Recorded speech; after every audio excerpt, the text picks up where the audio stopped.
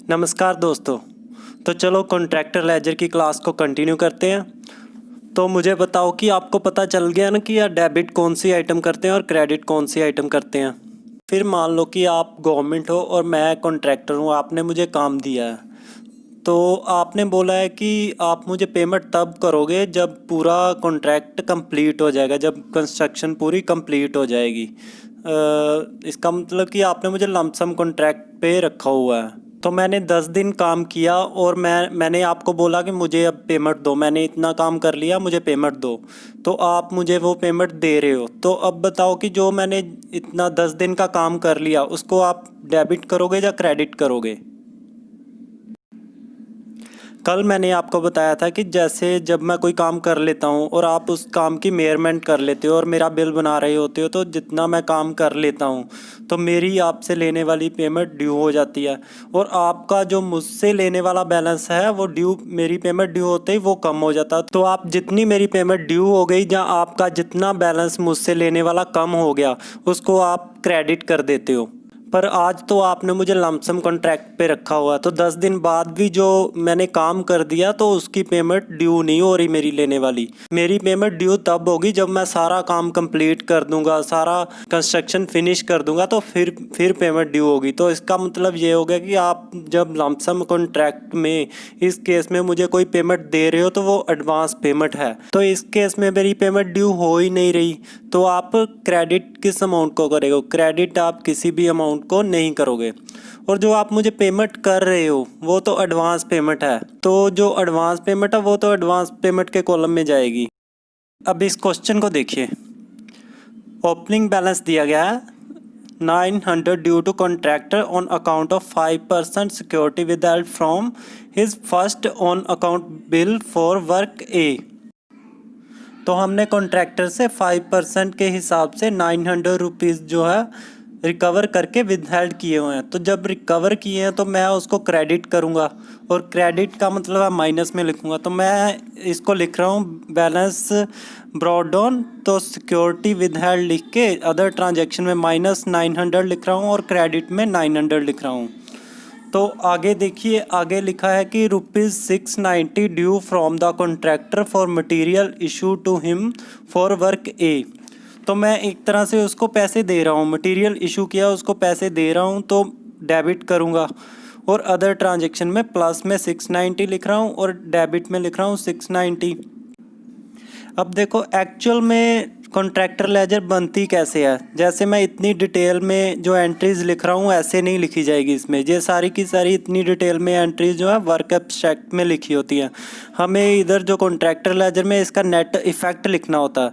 तो इधर अगर हम देखेंगे तो जो -900 और +690 आ रहा है, तो इसका जो नेट इफेक्ट आएगा वो -210 आएगा। तो हम अदर ट्रांजेक्शन में बैलेंस जो ब्रॉट डाउन कर रहे हैं उसको सिर्फ और सिर्फ -210 लिखेंगे, और माइनस का मतलब है क्रेडिट, तो क्रेडिट में 210 लिख देंगे।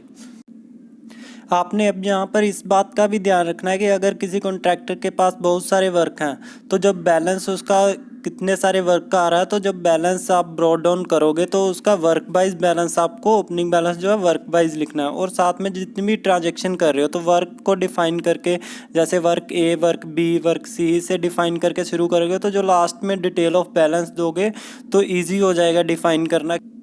चलिए अब कंटिन्यू करते हैं। तो आप बताओ कि जो सिक्योरिटी है वो किस अमाउंट पे कैलकुलेट होती है कॉन्ट्रैक्टर बिल में, कहाँ पर ये अमाउंट मिलेगी जिस पे सिक्योरिटी हमने विदहेल्ड करनी है इतने %।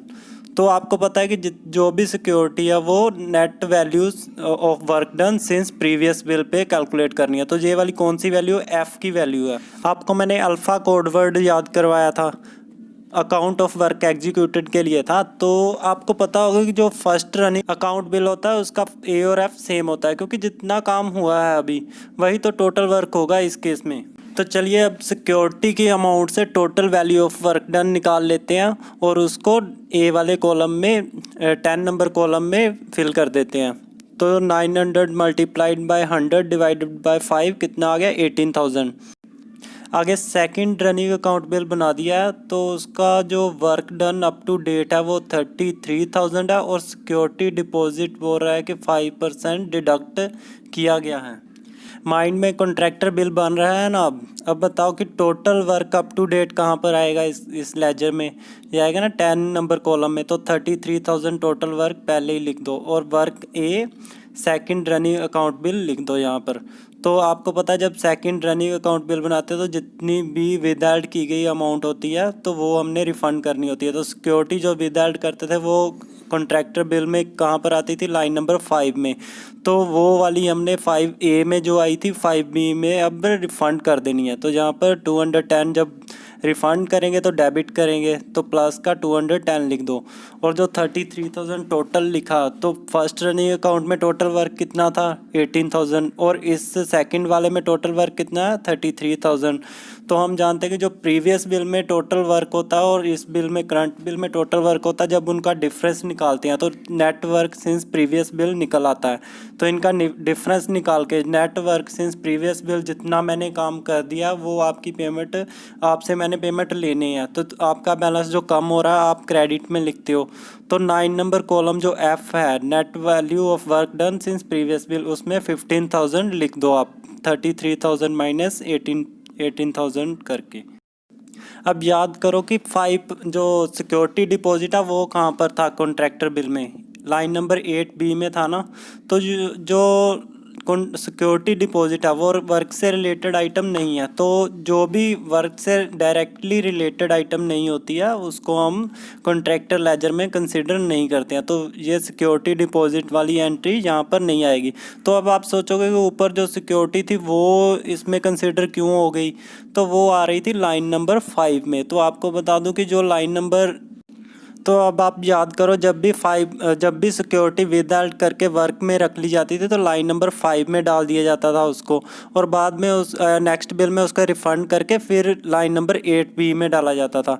तो इसलिए ये कॉन्ट्रैक्टर लेजर में भी कंसिडर हो गई है, क्योंकि गलती से उसको वर्क अकाउंट में ले लिया गया कि डायरेक्टली वर्क से रिलेटेड आइटम है, बट वो है नहीं है। तो अभी हम उसको रिफ़ंड कर तो रहे हैं, 210 जो है रिफ़ंड कर दिया और इस कॉन्ट्रैक्टर लेजर से उसका ही इफेक्ट ख़त्म कर दिया है। अब आपको 3 फार्मूले याद करने हैं। पहला तो ये है, मैंने आपको बताया कि H माइनस एफ जो होता है D plus E plus G होता है, और इसमें अगर माइनस की कोई फिगर आ जाती है तो माइनस कंसीडर करना होता है। तो ऐसे ही अब आप एक फार्मूला याद करो कि आपको पता है कि जो डेबिट होता है वो मैंने आपको बताया कि प्लस वाली अमाउंट्स है, और जो क्रेडिट है वो माइनस वाली अमाउंट है। तो अभी देखो डेबिट कौन से वाले कॉलम में है, H वाले में है। तो हमने जो H निकालना है तो H है प्लस, मतलब प्लस। तो जो H निकालोगे तब तो 9 नंबर कॉलम में जो अमाउंट है और जो D plus E plus G में है, इन सबको प्लस करके ये अमाउंट आ जाएगी। तो जब आप F वाली अमाउंट निकालोगे तो H में से ये सारी H minus D minus E minus G करके ये अमाउंट निकल आएगी। तो आपको माइनस वाला इफेक्ट दे के रखना है, अगर माइनस और माइनस आ गया तो प्लस हो जाएगा, वो आपने देख लेना। तो ये तीनों फार्मूले आप याद करके रखना, एग्ज़ाम में इजीली क्विकली निकालने के लिए काफ़ी काम आएंगे। तो अब हमने H निकालना है, तो H है डेबिट, तो इसका मतलब है F में सब प्लस करेंगे। तो F में 15,000 में 210 प्लस किया और आ गया 15,210, तो H में ये लिख दो अमाउंट। अब नेक्स्ट देखो, थर्ड रनिंग अकाउंट बिल बनाया और उसमें सिर्फ और सिर्फ सिक्योर्ड एडवांस की पेमेंट दी गई है। तो सिक्योर्ड एडवांस की अगर हमने पेमेंट दी है तो उसको हम डेबिट करेंगे। तो पहले सिक्योर्ड एडवांस में प्लस 18,000 लिख दो और जो डेबिट में है 18,000 लिख दो। तो सेकंड रनिंग अकाउंट बिल में जो सिक्योर्ड एडवांस की पेमेंट नहीं की गई थी तो या इसमें उन्होंने सिक्योर्ड एडवांस की पेमेंट कर दिया। तो मेयरमेंट जो है पिछले वाली ही यहाँ पर कंटिन्यू है, तो उतनी ही मेयरमेंट का अब सिक्योर्ड एडवांस का पेमेंट किया गया। तो 33,000 यहाँ पर total value of work done में आ जाएगा। तो नेक्स्ट देखो, फोर्थ एंड फाइनल बिल बना रहा है, तो उसमें work done and mayor since previous bill 21,000 दिया है और higher charges for tool recover किए हैं। तो आपको पता है कि हायर चार्जेस की तो वर्क से रिलेटेड आइटम है ही नहीं, इसको हमने कंसिडर करना ही नहीं है। तो सबसे पहले जो फोर्थ एंड फाइनल बिल में net value since previous bill दी गई है वर्क डन की, वो 21,000 F कॉलम में क्रेडिट कर दो। तो वर्क ए फोर्थ बिल लिख के 21,000 यहाँ पर आ जाएगा। तो इधर देखो जो पिछले बिल में total value of work done है प्लस इधर net value since previous bill है, इन दोनों को प्लस करेंगे तो 54,000 आ जाएगा। तो पिछले बिल में जो सिक्योर्ड एडवांस दिया था आपको पता है फाइनल बिल में उसको रिकवर करना होता है, तो इसको माइनस में रिकवर कर दो। अब मैंने आपको बताया था कि अगर डेबिट वाली अमाउंट निकालनी है तो इनको प्लस करना होता है। डेबिट का मतलब प्लस, तो 21,000 प्लस माइनस 18,000, तो इनका माइनस का इफेक्ट देके इनको माइनस करेंगे तो 3,000 हमारे एच की वैल्यू आ जाएगी। अब नेक्स्ट देखो, cash from contractor on account of earnest money for work B.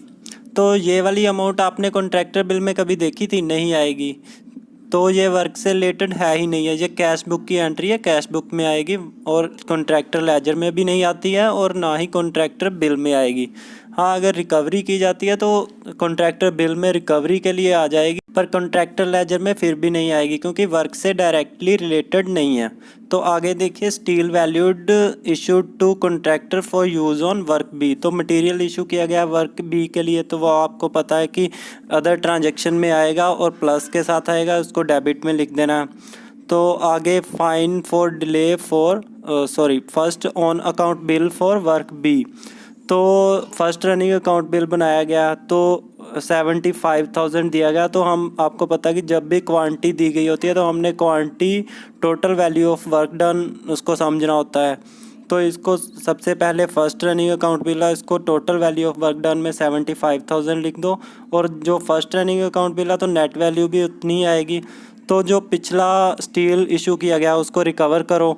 तो अब हमने वैल्यू निकालनी है एच की, तो एच है डेबिट, डेबिट का मतलब प्लस, तो 75,000 प्लस माइनस 3,600, तो ये हमारा आ जाएगा 71,400। नेक्स्ट दिया गया है fine for delay in completing certain items of work B by 10 days at 1,000 per day.